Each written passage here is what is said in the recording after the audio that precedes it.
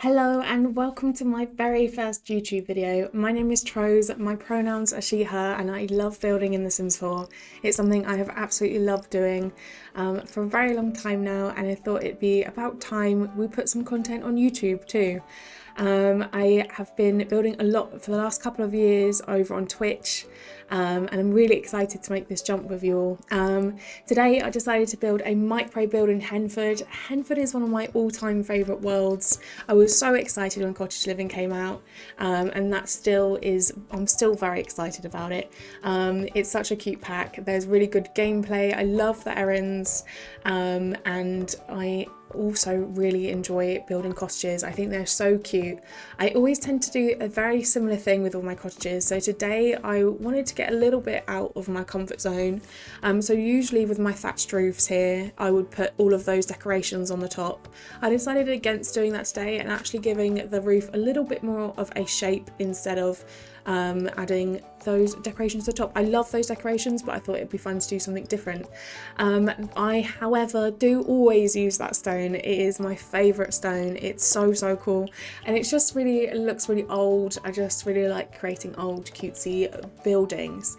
I definitely have been building a lot of tiny builds recently, which is very strange because I used to build only massive builds, so castles, cathedrals, venues like that, and I always have really enjoyed building no matter what scale, but I found it really satisfying to do tiny builds. I know that it's probably a lot more easy and user friendly to do tiny builds, and people can enjoy them a bit more in their game, so I think that's super important. So much so that I've decided to challenge myself earlier this year to do 100 tiny builds, which we are doing over at the moment on my Twitch channel. Same as here on YouTube, it's _Trose. If you ever fancy joining us, we'd love to have you there. We've already done 60 of our 100 tiny builds, and we've still got 40 to go, and they only get more exciting as we go along. Lots of ideas and things, and as we're going along as well, there's so many other builds that I want to add on to that 100 tiny build list, so you never know. We might be doing a lot more than that. Here I'm just doing lots of the exterior of the building. I realised after placing these that I wanted to put pillars on the edges, and then realised that these don't actually line up the pillars as you can see there in that little shot. So I'm just going to move those around a bit. But I really like how old it looks as a structure, and also like having a bit of detail. I always find when I used to build, I used to make lots of square box shapes, which is great, but sometimes it can look boxy, so I always challenge myself to try and not make things look boxy, even if it is just the box build. Just have a pop out here or there, or add something architectural to the side.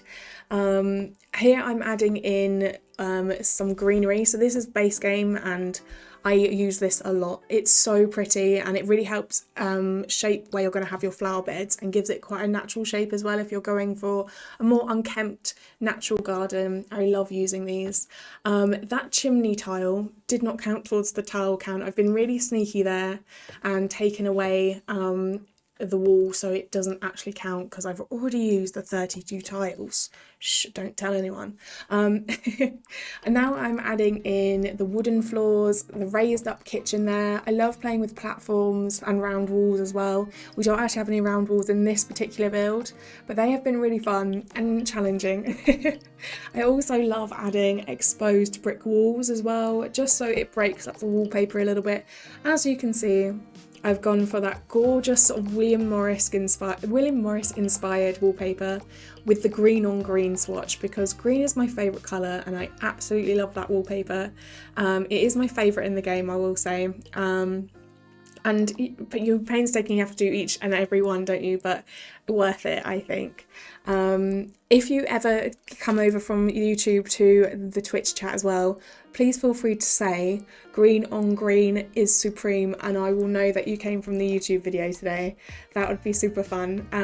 Here we're building our kitchen, so I wanted to keep it quite contained. I obviously wanted to have like the triangle that they talk about in interior design. So we've got the fridge, sink and oven really close together. We've also got the corner pieces so your Sims can actually still cook in your kitchen. Obviously you want it to be functional. Not that every build has to be functional, but I really like making my builds functional, because the idea of someone using the these for their gameplay. To me, it's super fun. The Sims has always been about escapism for me, and I absolutely love that people get to use my builds from the gallery, and I'm so grateful that people do.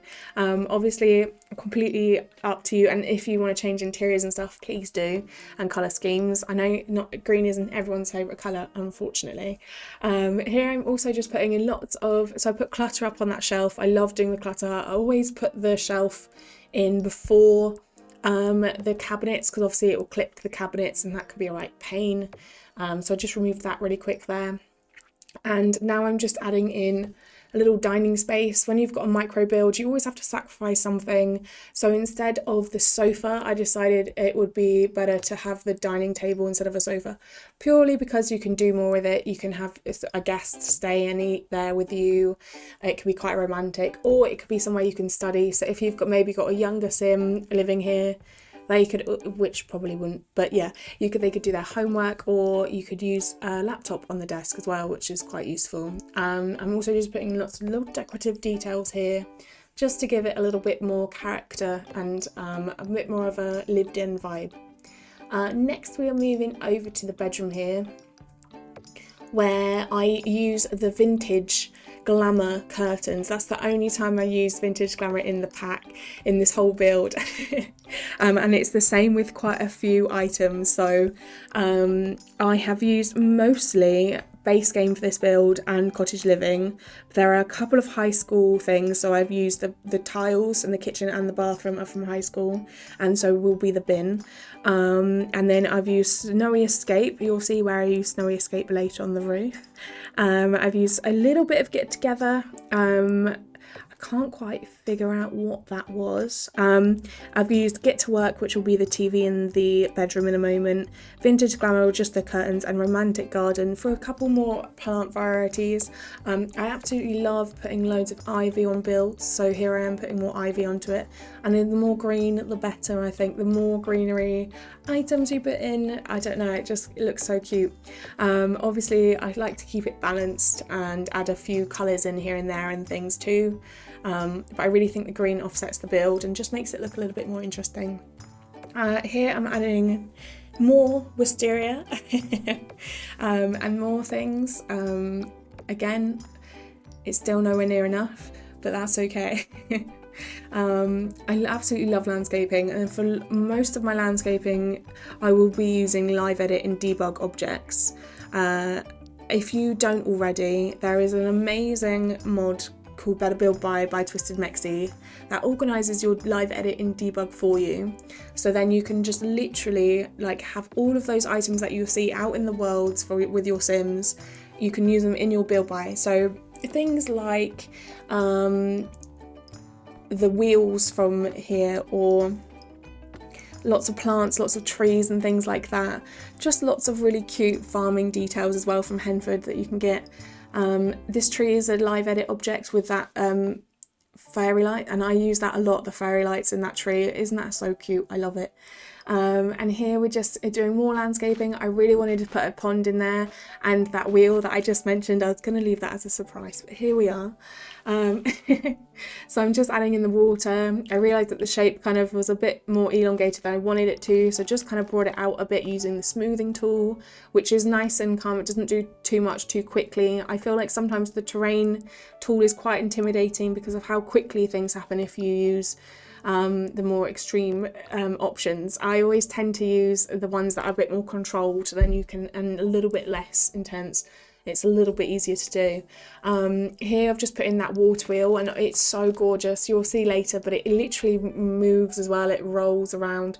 Obviously it doesn't make a lot of sense being in a little pond like this. Obviously it probably wouldn't work, but just the suggestion that it does, I just like, and I think it's very historic and cute. Here I'm just adding in more natural landscaping around the pond. Again, these are all base game objects around the pond here, so if you don't have all of those packs, shouldn't be a problem really. It'll just be one or two objects here and there that will be disappeared. This build is going on the gallery. If you do want to check out any of my builds, including the 60 tiny builds we've already done, I've also got Notre Dame and really large builds to contrast that on the gallery. My gallery name is its_Tros, and you're more than welcome to have a look if you'd like to. Speaking of my 100 tiny build challenge, I have used these garden stones in probably about 90% of them, but how cute are they? I honestly love them so much, and you'll find this out quite quickly because all of the builds that I plan on doing so far for the YouTube channel do include those garden stones. They are amazing. If you haven't already, treat yourself. Use them this weekend or this week. They are debug items from base game actually, so that's really cool. And now base game is free as well. There'll be a lot of new players, which is super exciting, and I hope if you are a new player you're enjoying The Sims so far. What has been something you've found the most fun, or what's the most surprising to you about The Sims if you are new? Here I'm putting in a few more plants. I love the foxgloves, they are my other half's favourite flower, so just wanted to add a few of those in. We've also got this little tree moment I thought was quite cute. I like a bench under a tree and just overlooking the garden in general. It's always nice to have a space to relax outside, and also because we don't have a sofa inside with it being a micro, it's nice for them to have a seating area, especially if your Sims are on, say, a date, because obviously they need to sit down and talk sometimes apparently. So I'm just continuing to put more landscaping objects out here, and I'm really enjoying placing all these, figuring it out. I always like to make sure that nothing is clipping through into the build from the outside, so I do check that later. But here I am placing more wisteria. Quite literally can never have enough greenery in my opinion. Sometimes obviously you have to kind of like restrict yourself, but you can never have enough green. I definitely believe not enough greenery. Here I'm putting the bin. I always try and hide the bin around the corner, try and incorporate it somehow into the landscaping, just because a bin shouldn't be a feature really, should it? I know it's something that we have to have, but I like to hide them away. I'm also putting in a few more skill items out here so your Sims can gain some more skills. As this is a starter build and is 20,000 budget already, your Sims will need to quickly progress with their careers and budgets in order to eat. But here I've kind of done some of the path. I'm now going to really go around the whole entire build of this path all the way up to the easel, which I think is quite fun. I also always put the easel overlooking the pond. I always think that's such a like cute place to go and paint. Obviously it's very obvious within the art world, painting a pond and water. It's quite a skill though, quite a skill. Here I am just placing things and making sure that they're kind of naturally laid out, kind of got a similar gap in between all of the stones. But making it look quite higgledy-piggledy. I don't like putting these, like using these stones with straight pathways. I just think they don't look right for that. And there are some other debug stones for paths if you did want to do like a straight square kind of garden pathway, as well as obviously just using tiles. But here I'm using the terrain tool for the terrain paint, and I love doing this. This always just lifts the build so much.